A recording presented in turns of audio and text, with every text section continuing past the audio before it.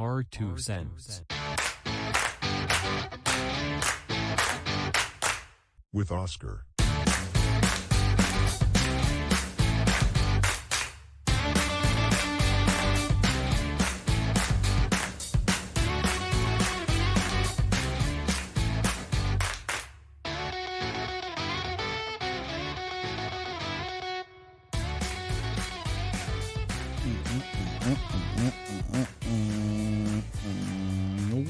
Welcome back again. I'm going to leave that there. Welcome back again to Our 2 Cents. It is I, your host, Oscar, and we are here once again to have a conversation. I hope this audio sounds good. I'm hearing something in the background in my headphones, but I hope it's not bad. Test. No. I hope this sounds good. I hope it's just in my headphones. I did not test this out before I said it because I rearranged everything. We're still trying to find the right fit for when we have in-person guests for the near future. Now I'm working on this guy. Now, last time I had a conversation with him, it was through Zoom. But given that I know him personally, it's not the same as it would to have a conversation with somebody else. But anyways, that'll be for the future in the coming days. Today, we are here for none other than my new friend that acquaintance. I'm going to say, I always call him friend. I'm just a friendly person. Who cares? Walt Way. He is a rapper, songwriter, poet writer, and I found him on TikTok. The gentleman, there's many different branches where you can branch off to in social media and see what other people are doing. And Walt, the gentleman, decided to go into ancestry route. So he had an ancestry TikTok where he was talking about where one could get what's it? How do you say? I don't want to get it wrong.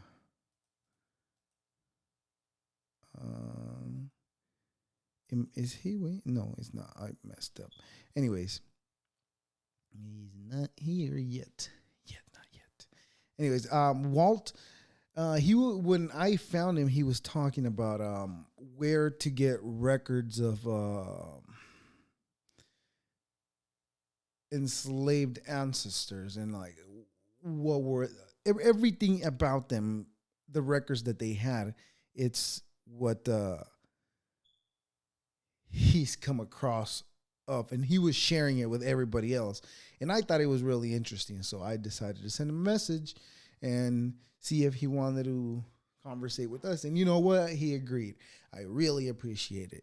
So without further ado, I bring to you Walt Way, a former love poet on TikTok. I always get that wrong too. On TikTok. And I gotta say, this introduction today worked out perfect because I might not have to take anything out. Anyways, so welcome again, Walt. Did I get that right? Walt Way, right? How you doing? All right. So I'm gonna go ahead and let you introduce yourself. Let us know who you are, what you do, and where are you going? I got you. And also, one more thing. Please plug all everything you got going on, your social medias, YouTube, TikTok, Instagram, all of them. Please plug that too as well. Oh, thank you. My name is Walt Way. I'm from Rochester, New York. Online, I am known as the formerlovepoet. I do poetry. I'm a musician. I've my studio right here. I've been doing music for the last 13 years. I wrote songs for Doritos, MTV, Nickelodeon. Nice. I'm a graphic designer. I'm a guy who survived 15 surgeries and could live to tell. Wow. And right now, I'm on this journey of trying to find out more about my family history, about where we came from, to what we did, and I'm even trying to link up with current family members right now. Nice. And I think the goal is just to keep going, and I want to help people. I want to help people on this journey that I'm taking, Of course. just so they can get this feeling that I'm feeling while I'm doing this. I bet like for and I don't mean to be rude when I say somebody like you. I don't mean to be rude in any way, but but somebody that has an ancestry like you, there is a point where you're like, where did I come from? Where did my ancestry come from? Like where what happened? Like you don't know where that's at. For somebody that's looking to know where they came from, and all that important information that you need to know to figure out who you are, all Right. that for somebody like you, somebody with of your race. I'm not, again, I'm not being rude. I You hate to good? keep No, hate to keep I got you. apologizing. You don't gotta worry. You good with me. All You right, good brother. with me. Thank you. With somebody of your race that was mistreated throughout history, and your history is lost. And to me, that's interesting and important, because a lot of people don't know, and because they don't know where they came from, they can't figure out who they are today. Right. Right. Yeah. Right. Then you said you had but let me back up a little. I'm only touching on a little bit of things that you when you introduce yourself. You said you had 15 surgeries. Now, Yeah, do you 15 mind if surgeries, we 14 and a ask? half. 14 and a half? How do you have a half of a surgery? You wake up in the middle of one. Oh, That's what that's shit. that's what I tell people. I, It's 14 and a half. I I just did a guess show. so. Yeah, I just did a show here at Hotstein Theater. It was titled 14 and a half things my mother's taught me. Okay, And I okay. read a poem going through each surgery, from my eyes to my ears to my stomach to where they cut me up to my esophagus is tied to the bottom of my stomach, Ooh. to the top of my bottom of my esophagus is tied to the top of my stomach. Like, and I explained how I felt and how my mother had helped me through each one of those stages, because she was my backbone. Of course, of And course. so, yeah, I woke up all before I was 18 years old. Oh shit, before 18. Wow, Before that's 18. early. I had a surgery at I can't even remember, maybe 14, 15 years old, but it was for my appendix. And Mm-hmm. that's not as bad as yours, but that small cut they did on my stomach, I wasn't able to move for maybe a week or so. And that was it. And by the time I got my appendix taken out, they weren't doing the big cut that they do on the side. No, they were doing the little small slit that they do at the top of the belly button, and right at the top. At the top of the dick root, whatever you want to call it. They do Okay. another small incision, and that's how they get it out now. But those two small incisions that they did on my stomach, like right here on my appendix, whatever it's called, those two wouldn't allow me to move for a week. And I remember being really miserable. And I can't imagine being cut open and waking up in the middle of it, like what that must feel like. Can That you was. can you explain that a Whew. little bit in your experience, what that felt like, if you don't Oh, mind? oh, oh yeah. So the crazy thing was, like, it was that whole day was off. That whole day felt off. I think I was about 11. I was 11 years old. And so, like, I went into the room. They normally put the anesthesia, the mask on me, anesthesia, I pass out. Of course. They didn't do that this time. They tried to give me something through an IV. And I'm Oh. like, I'm not falling asleep, like, no time soon. And so I'm like, I don't kind of worry. I finally passed out, and they were doing a pH probe. So they took an incision out of my neck, my chest, and my stomach. Hmm. And then they put a tube down my nose into my stomach, and I wake up with the tube in the machine, and I go home for 24 hours. And I Right. come back and Okay. they pull it out the next day. Um, so I wake up in the middle of this. They did the cutting already. All the cutting is good. Okay. But I woke up when they were putting the tube down my nose up into my stomach. And I Wow. wake up in the middle of it. I'm breathing crazy. They got to pull everything out of me real quick. And, Oh. like, I'm dazed. I'm woozy. And I hear the nurse say, this was scared the hell out of me. I heard the nurse say, well, we can finish this while he's awake. Oh, what an asshole. How But what like what made it worse? She said, because we just did this with a baby. So they've been you fucking know up all day. what's All crazy? day. Do you know Yep. have you paid attention to the history of medicine of babies? You know how much they used to torture babies back in the day just because they thought they didn't feel any pain? No, they do that with black people. They still do that with us. Like that. Yeah. She really thought like I felt less pain, and she was just gonna do it. Wow. I can't even wrap my mind around how somebody would just be like, oh, it's okay, it'll be fast when they're shoving a tube down your nose, down your esophagus, right? That's where you put it in, right? I mean, wow. Yeah. I can't even comprehend the discomfort that you must have felt when you opened your eyes and you were like, what the hell is going on? It was crazy. It was crazy. Like, that's not the craziest thing that happened. I flatlined twice before. Oh, there's more to that story, huh? Okay, but let me back up a little. That's a whole different surgery. Another surgery. Jeez. Okay, but first, you said there was something that your what was tied up to your stomach, you said? My esophagus. Okay. The bottom of my esophagus is tied to the top of my stomach. What is that acid called? Reflux. Oh, okay. But I had severe acid reflux. I have GERD. Oh. So what it was doing was it was burning a hole. Like right here, I have a hole in my esophagus. Okay. And I would have been okay if the doctors would have listened to me. Like beforehand, when I said this hurts, something's going on. They said, well, go home and drink tea and honey. That's what they told me to do, was drink tea and honey. Okay. Months later, I have a whole hole in my esophagus. Like if it was a cough, huh? They got to do surgery. Like if it was a cough, go drink tea and honey. Okay. It's just simple as that. Yeah, they wild. They were wild. Like did you have to change? I bet. Did you have to change the way you eat because of that surgery? Yeah. How did you used to eat before that? Like, I was like 300 pounds. Yo, okay. You know what? I was right behind you. How old are you right now? I'm turning 31 tomorrow. Oh, happy birthday. Happy early birthday, man. Congratulations. You made it to the 31st birthday. There you go. Bless it. Yeah, you're my age too. I turned 31 in May. All right. Happy belated. Yeah, thank you. I forgot where I was going with the question of your birthday. I lost my train of thought. Jesus. What were we talking about before? You were talking about your weight. You said you were 300. I wasn't far behind you, dude. Like 2 years ago, my highest I got, it was 255. Fortunately for me, I'm healthy. I have no medical issues, fortunately, you know. And the only thing that was getting to me when I went to the doctor, they were like, you're already at the borderline being high blood pressure, and they were going to start putting me on medication. And that's when I backed off of like, you know, started trying to be healthy a little bit. Mind you, I didn't really put in the work like I should have, you know.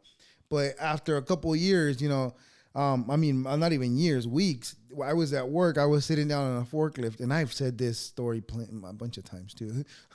I was sitting on the forklift, and I'm sitting like this, normal on the forklift, and I feel my chest sitting on my stomach. And I'm like, yeah, this is not a good look or a good sign.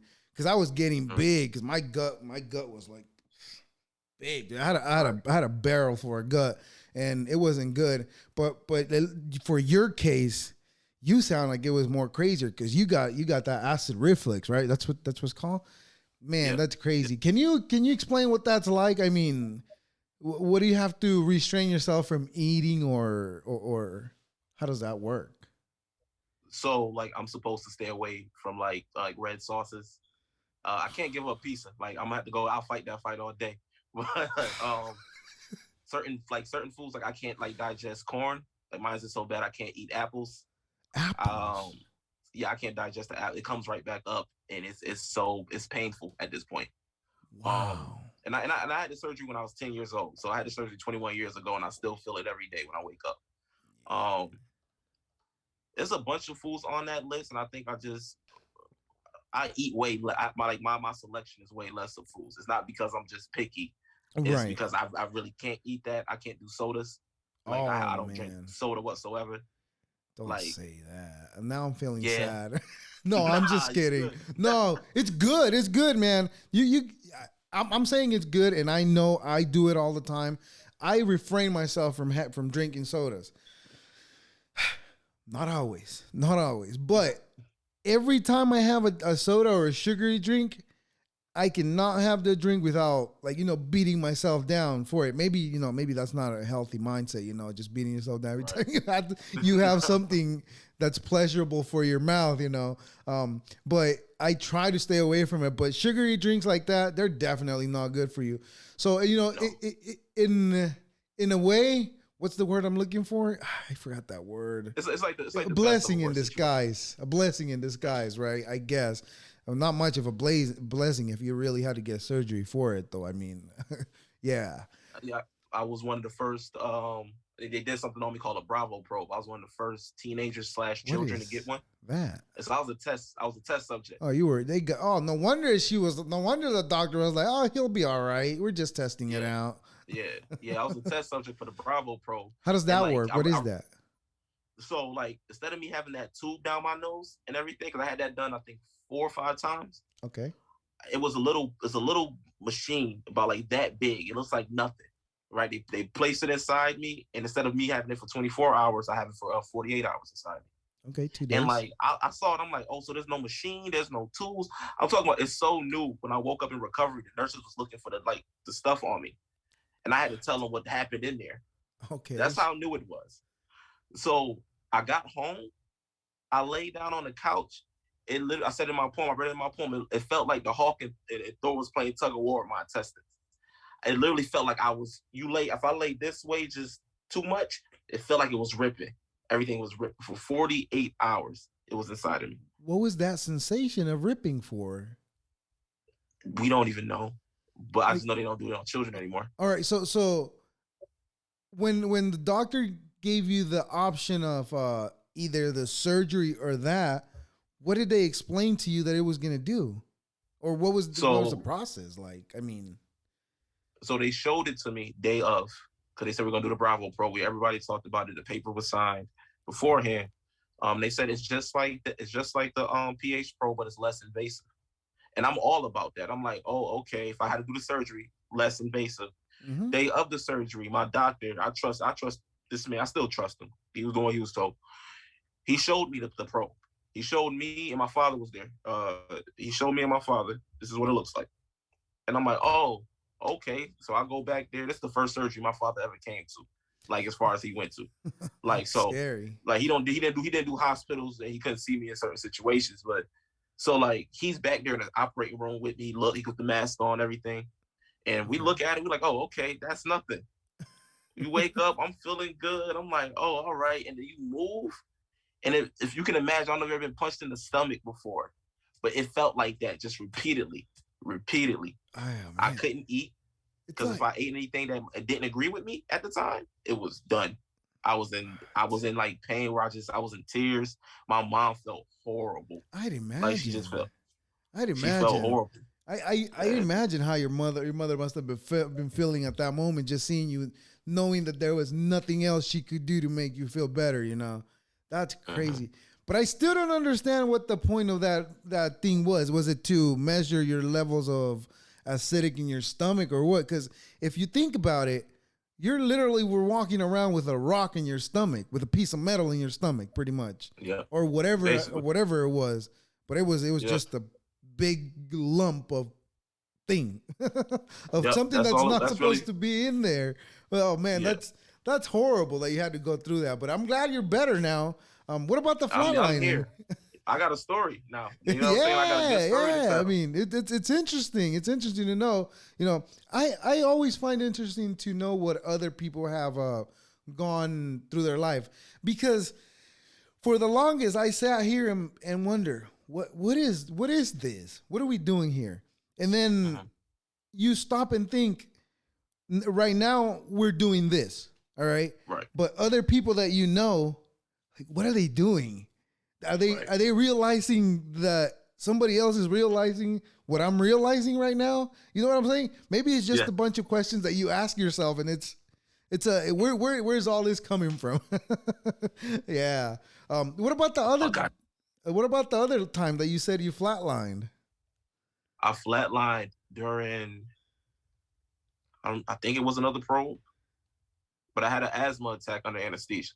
I had a full-blown asthma attack under anesthesia, and they decided, like, okay, let's put him under further so they gave me more anesthesia.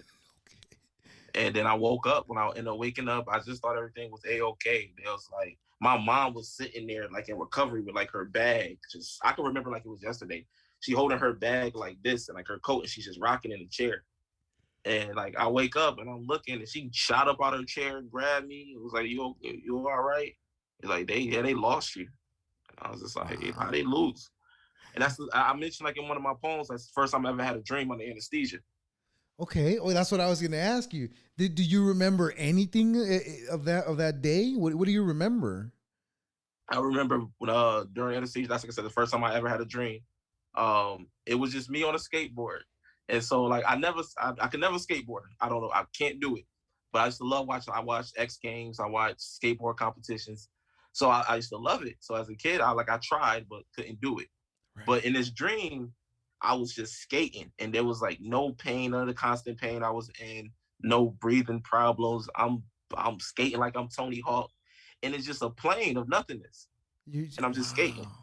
But like I feel good, I feel okay, I feel good. I was all right. I'm just skating, and that's all I remember. And I woke up from the dream, and I'm here. Wow, that's amazing. So you've literally you always wanted to skateboard, but you've never skateboarded in your life. But when you left, you were skateboarding. You were skateboarding, and you came back and damn, that's crazy. What do you think the meaning of that was? What do you have you ever sat down and meditated and thought about it? Like what did that meant, or where did you go, or? I thought about it. I definitely thought about it before, like what it meant. Like, was it a dream or was it something else that always crossed my mind? Of course.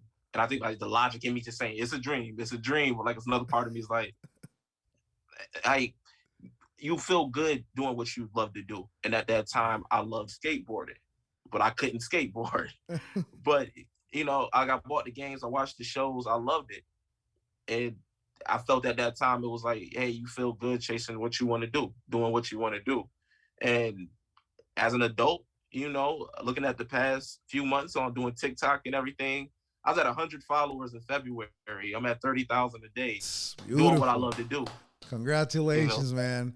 I mean, thank you. It's all in putting in the work, dude. I mean, for the longest, I've always wanted to do something similar, like you've embarked on as well, and always it got to the point where I was like, I would come home from work and I would be like, I wish I had something to do, but I couldn't bring myself to find something to do. It was always, I wish. Oh, look at it. Somebody else, they're having success in this. Why can't I have success? But the reason why I wasn't having any success at all is because I wasn't even trying to have success at all. I was just living, just sitting there waiting for something to happen. And you know what? I wasn't even waiting for something to happen. My train of thought was, I'm waiting to get a better pay at my job. That was the train of thought back then, until I realized it was like it's not going to come to me if I don't go chase it. And that's when I started getting healthy too, like changing the way I eat, exercising, and all that. Yeah, that's crazy though. But going back to your skateboarding vision or whatever, have you ever done mushrooms? No, I'm allergic. I'm allergic to mushrooms. No way. I'm allergic to mushrooms. Okay. I'm allergic to mushrooms and the fungus. My two things. Have you ever had the desire to try any of that though, just because of what you've been through? I always wanted to, but I know that as soon as I eat a mushroom, my throat gonna just swell up. That's be the last. I'm gonna be on one last vision. Yeah. What about ayahuasca? Would that be the same? I don't know what that is. I don't. Oh, ayahuasca. It's basically a tea they make. They make it out of a branch of a tree. It's a whole process they got to make. Oh, okay. And I gotta check that out. Yeah, they drink it. There's also a DMT. DMT. You've heard of that? No, I gotta look some stuff up though. I think it's dimethyl. I'm not even gonna try. It's just DMT. DMT. I got you. Yeah. No, I got so you. Check those out. I mean, because I feel like you've definitely touched something there, And I'm pretty sure you can get clarity like going through that. I mean, mind you, I had done mushrooms before, but it was always like in a partying scenario. It wasn't like in a place where trying to figure shit out. But once I finally took the mushrooms trying to figure shit out, it's when I embarked in this, where what I'm doing now. So it kind of gave me clarity. So I think there's something there. Maybe there's. I'm not even gonna say for you because I don't want you to to get sick or any of that, and then be like, it's not my fault.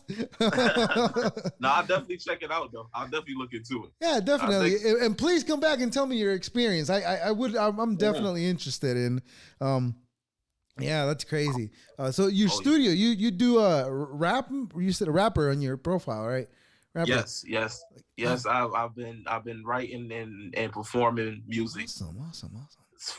Professionally since I was 22, but I've been doing this since I was 18.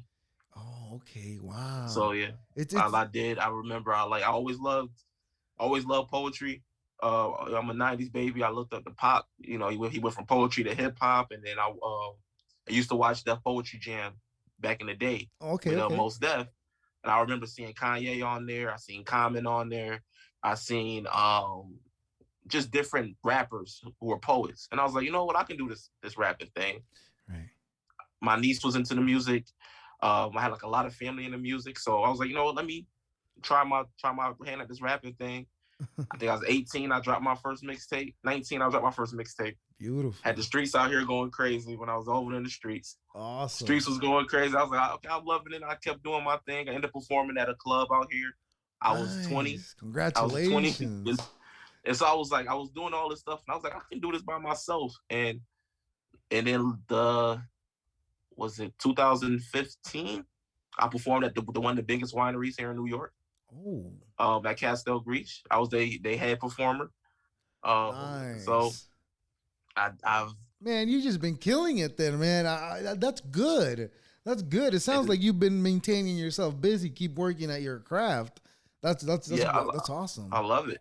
I love it. I love art. I love music. I love words. I love poetry. I just like, it makes a connection with people. I like to connect with folks. Yeah.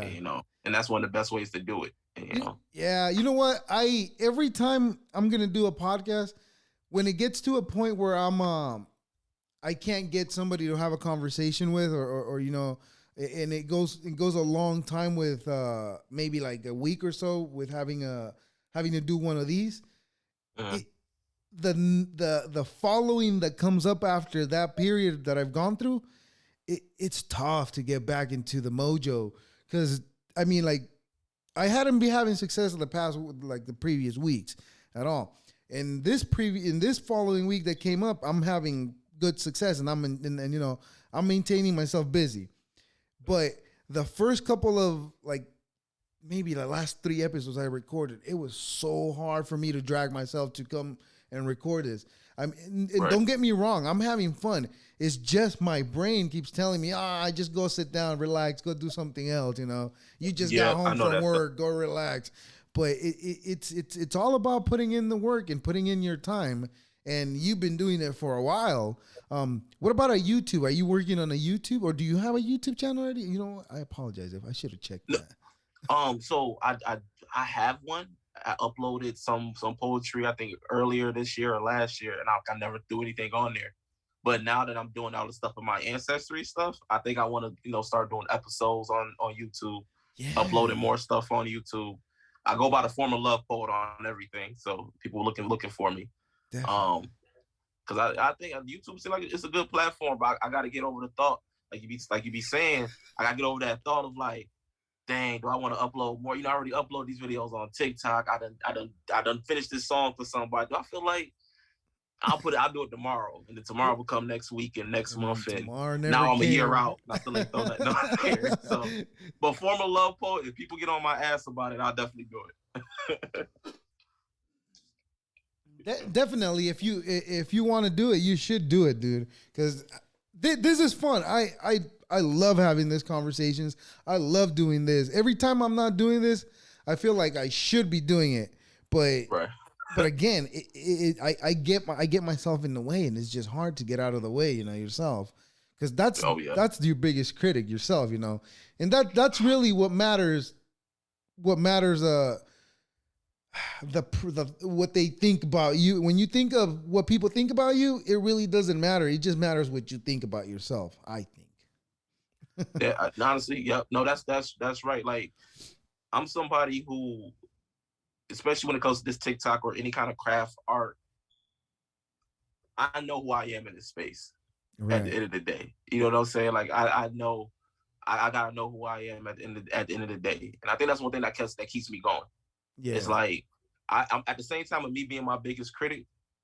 Like, I love when people tell me I can't do something, because I'm gonna try to do it, and I'm gonna try to do it an amazing at an amazing rate. I'm gonna do it. So Right. like, if I'm my biggest critic, I keep telling myself I can't do it. I gotta keep proving myself wrong. And so I'll Mm. be in here till 4 o'clock in the morning if it takes Right. making a sound right. I'll be out doing what I gotta do. If it's me, if it's 100,000 people, it's gonna get done. Right. Of course. I mean, as long as you get it done, it got to get done, right? Right. Yeah. Definitely. Are you a one man show, or you got a crew with you? I'm just a one-man show. It's so tough, huh?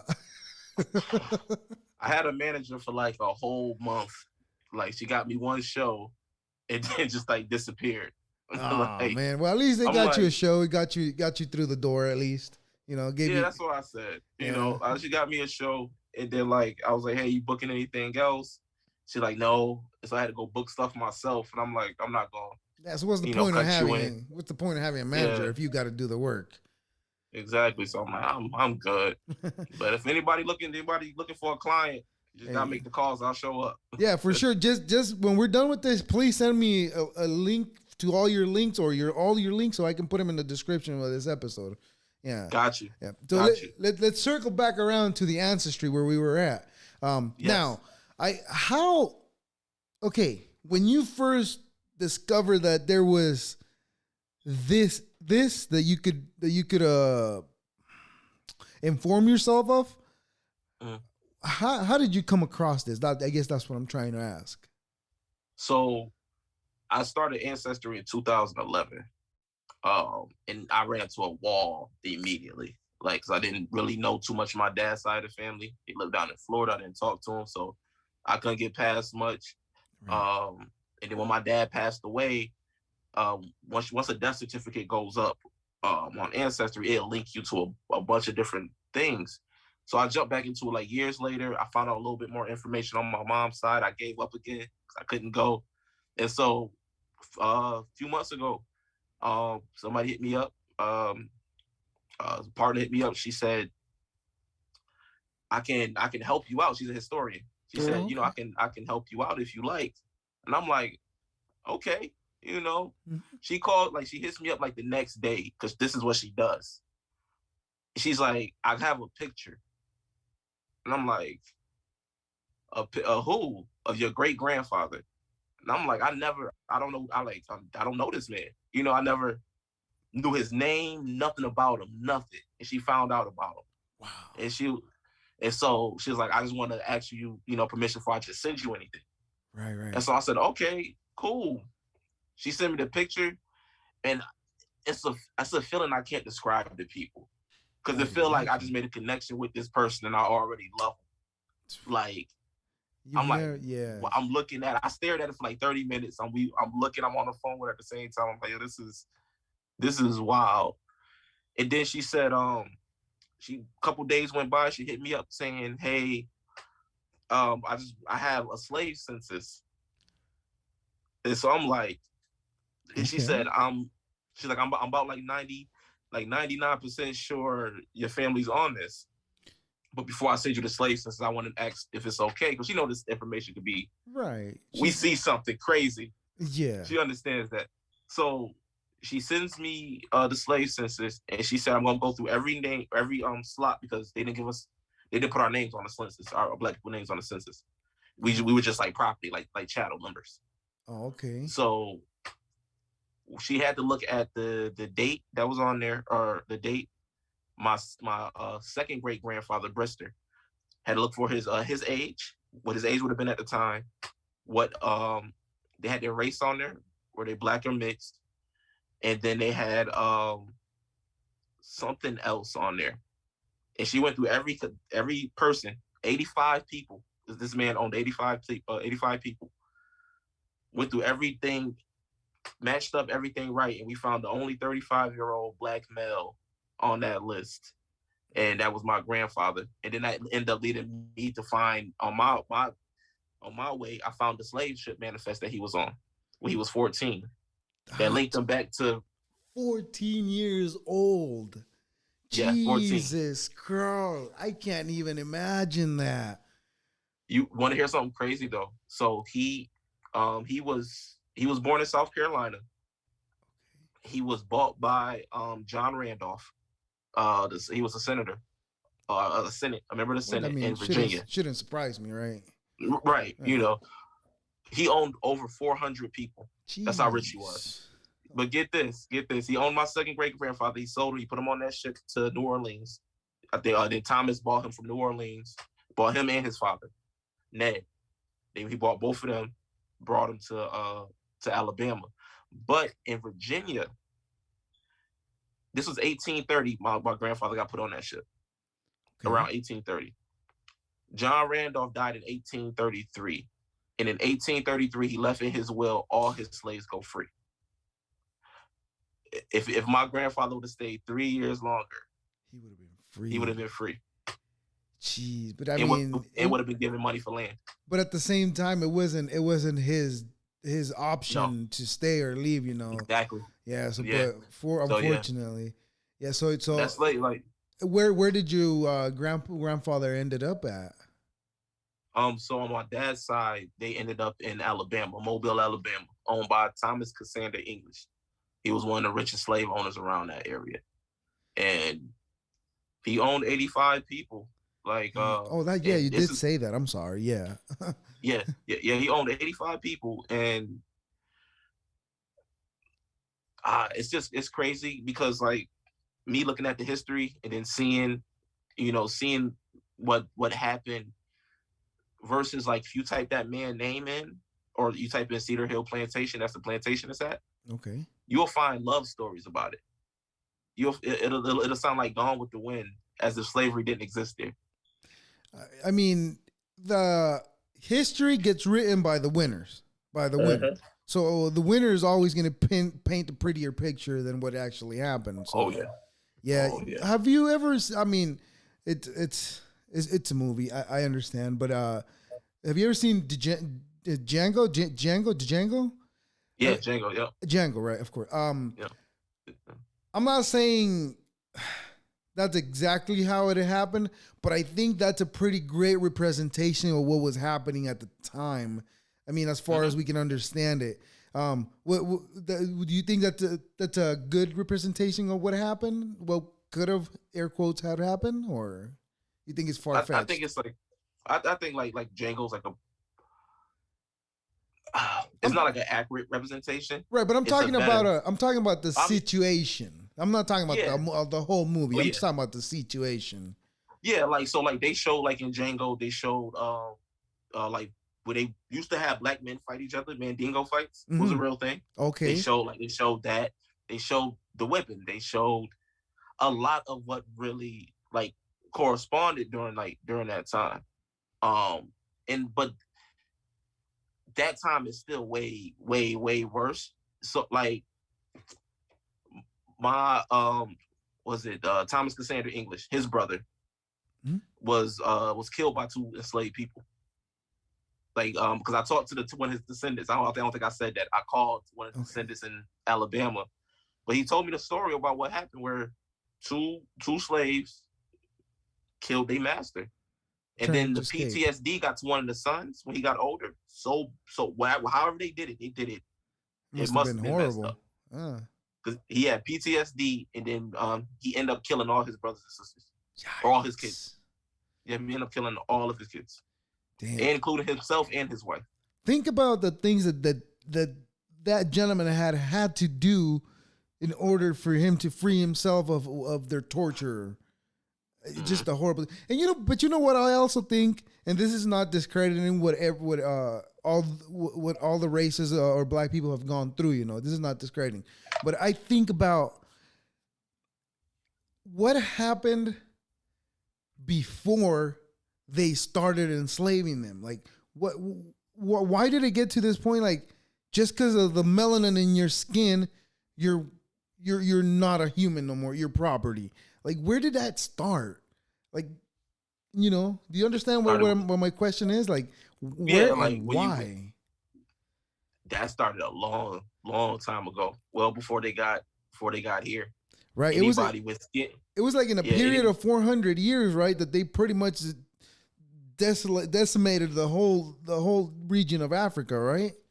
So it started before with the Portuguese. Right. So Portuguese just do slave raids in there, but the Africans were too smart and they started killing the slave raiders.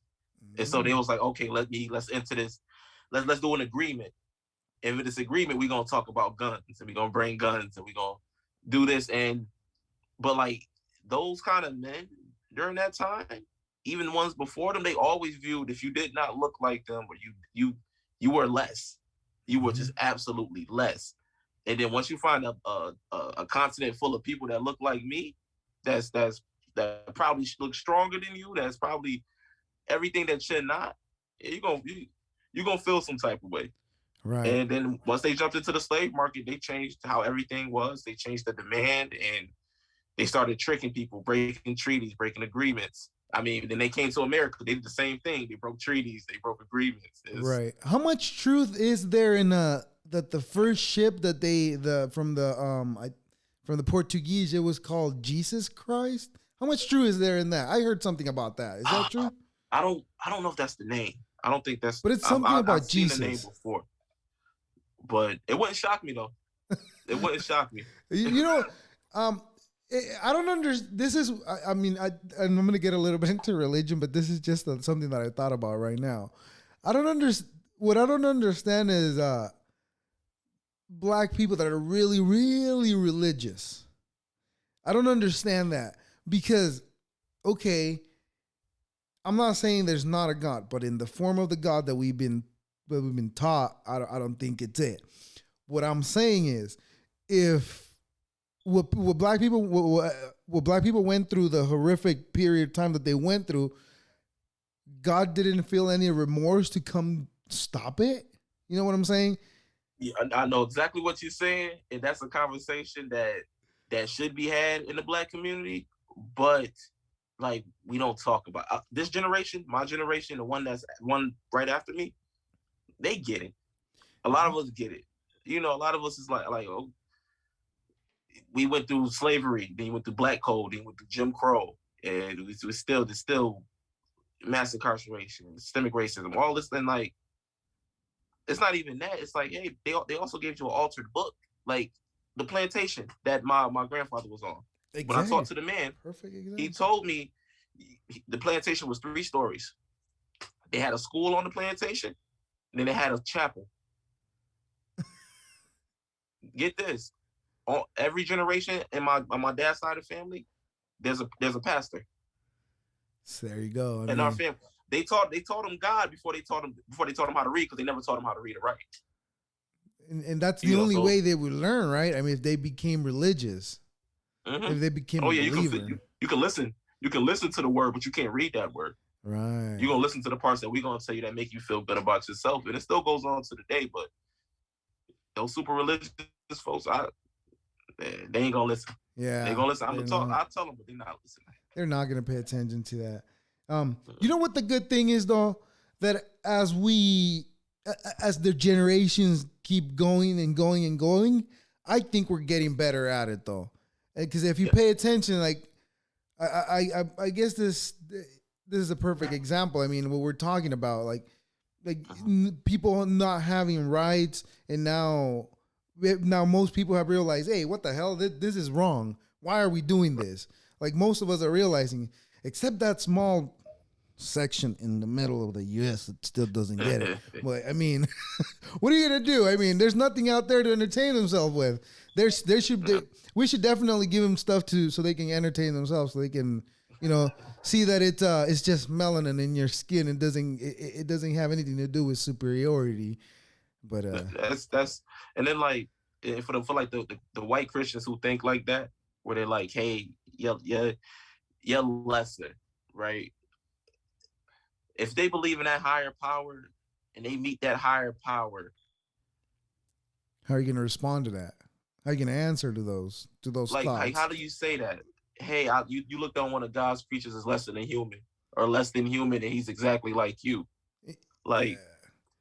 how you just tell me like the conversation you're gonna have with you and God, y'all both chilling, like, oh, hey, you did this, and you said this on Facebook that one day, and you did this to such and such, you said that at the restaurant, you Yeah. like, oh well, he's black.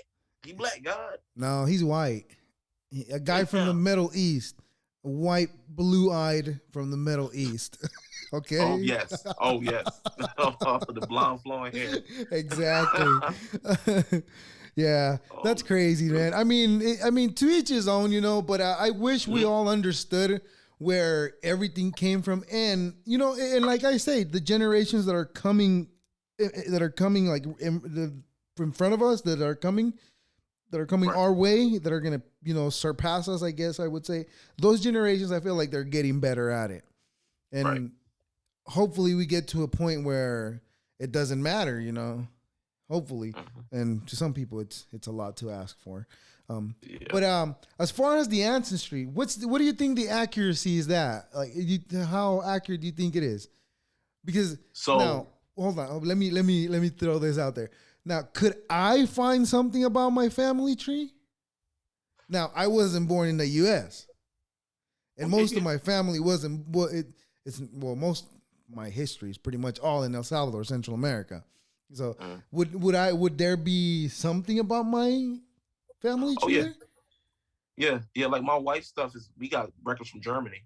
Oh, but to see, that's easier though. I mean, there's there they wrote stuff down more than people in Central America did. That's why I'm kind of That's like what you. wondering if there's how accurate the results are.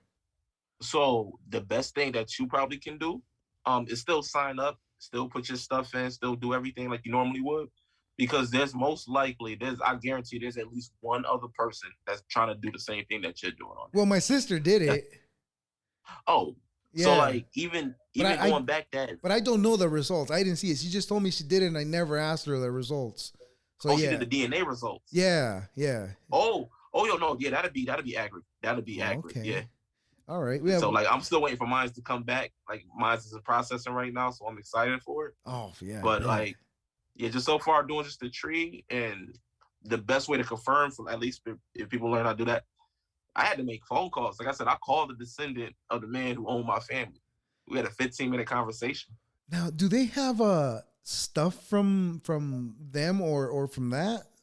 Do they have like a museum Yes. in their house, or what do they got? So he actually is a historian. He works for the museum, the Mobile, Alabama Museum. Wow, So no like, one better but too. yeah, but so his Thomas Cassander English niece, so his cousin, like one of his great cousins or something like that, um, remembered everything that was going on. And so every Sunday, what they used to do was just to take him, and they used to go to what he used to call was dinner. It was from 12 to 4. And Okay. his cousin Helen will tell him all the stories about the plantation and everything about the family. And he said, right, if he liked it or not, they were gonna talk about he was gonna learn about the family. And so now it's his assignment for the family to help anybody connected to the family, like myself. Mm, Yep. So interesting. yeah, and so I was talking to him on the phone, and like me doing the ancestry thing, I had some people with the last name Hill pop up. And I'm like, I don't know any Hills connected to the Englishes. So like I don't know if this is right or wrong. And he was like, one of the men, he mentioned Grant Hill. And Grant Hill is right there on my family tree. He married my aunt, There it is. Carolina English.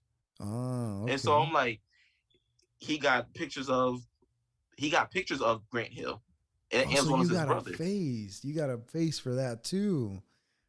And Oh, so yeah, so like I'm sending him a picture of my great grandfather just to see if he recognized him. now Because I got his. Right. Now I got when his card.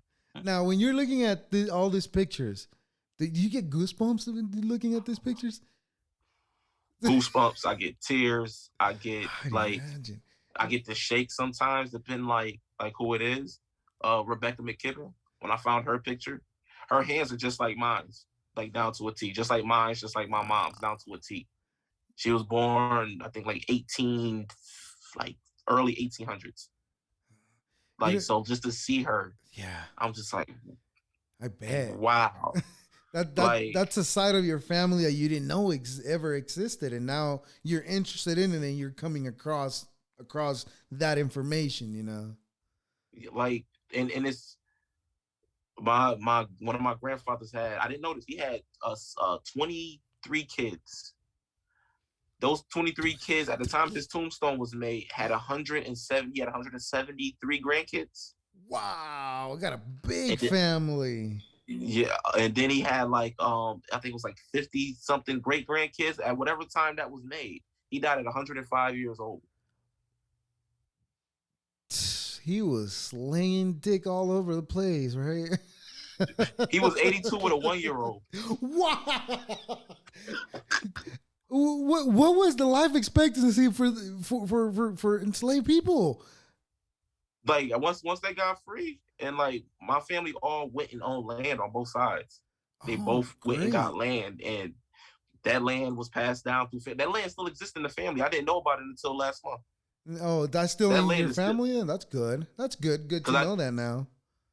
Yeah. yeah. So I'm like I can go down there and visit. And apparently my second great grandfather is buried there. What? That's crazy. So And yeah, you like you you plan on visiting the tombstone sometime?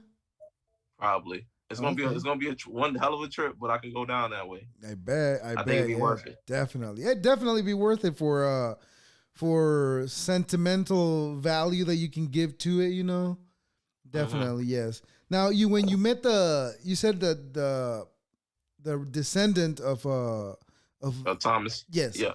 that he's a historian, right? And Mm-hmm. like what kind of vibe did you get from him when you met him? Bro, like he is Is he super. He shows so is much he empathy. is he like granddaddy? Yeah, he like an old. He about 80. Almost he gonna be 80 in February. He said he gonna Oh, go out and drink and eat. so he might have actually seen some of the craziness then.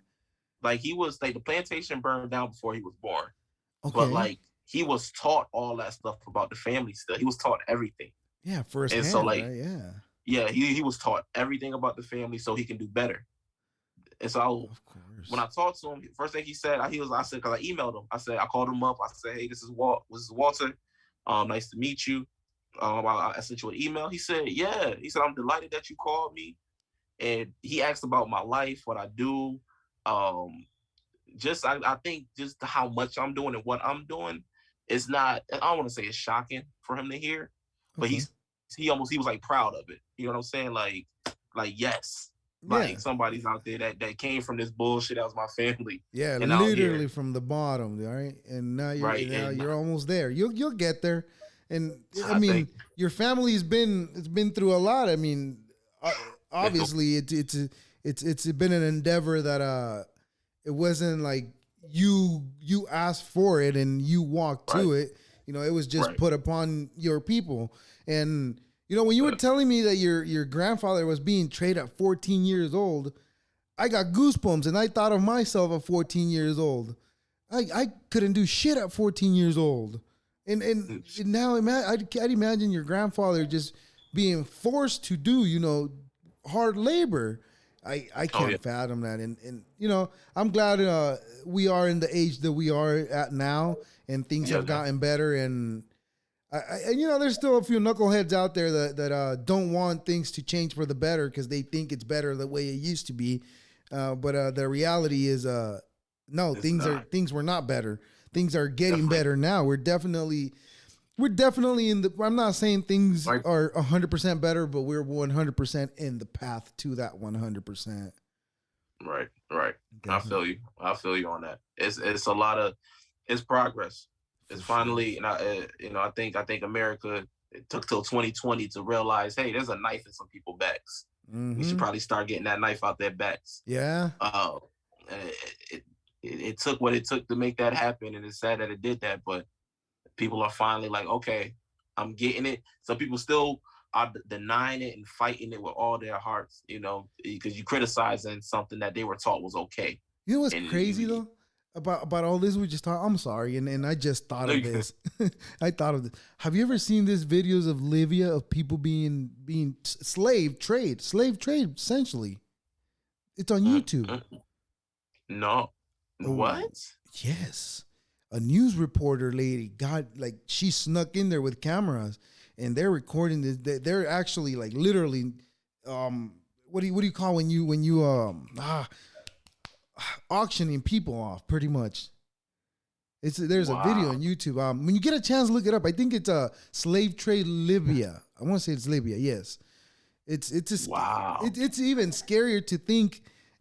Before I saw that video, I was like, oh well, it's 2020 plus whatever year we're on.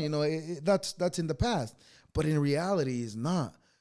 Fortunately for people here on this part of the world, it is partially over, but if you go to that side of the world right now, it's actually still happening today, unfortunately. And you can see it on YouTube, like I said. I wouldn't recommend you watching it. I mean, it's a lot, but it's scary to know that's still happening in some parts of the world. Yeah, people, there's some sick people out there. Yeah, there's some real messed up minds out there. It's all in the name of power, though. I mean, people want to have power over everybody else, and I understand why the power, but maybe I'm just a lazy person, but I that's too much to handle. I don't. It's just having a laziness, man. It's just empathy. It's having a heart. Of course, that's better. It's having a conscience, man. It's better said. Yeah. I can't do that. I can't. That's not me. Now, me, I want everybody to be happy and live their life the way they want. I don't care. Yeah. I don't care what you do. What you do is what you do, and what I do is what I'm gonna do. That's the way I see it. That's what I tell people. They go love themselves. That's what they need to do. That's what it is. That's where it all starts. If we learn, if every single one of us would learn to love ourselves, then we wouldn't be in the mess that we've gotten to today, probably. But that's not saying that things are worse, but things are getting better for sure. That's definitely true, and yeah. But yeah, man. I really, really appreciate your time, man. Thank you for giving me the opportunity to have this conversation and get to know you. And I definitely, please get back to me and let's have more of this, because there's so much more that we didn't get to touch into, and we definitely should touch along those lines. Oh, I got you, man. I definitely got you. Yes. Definitely got you. Please plug your social medias again. And like I said earlier, please send me all your links so I can put them in the description of the episode. Got you. Yes. So formerlovepoet on TikTok, Instagram, YouTube.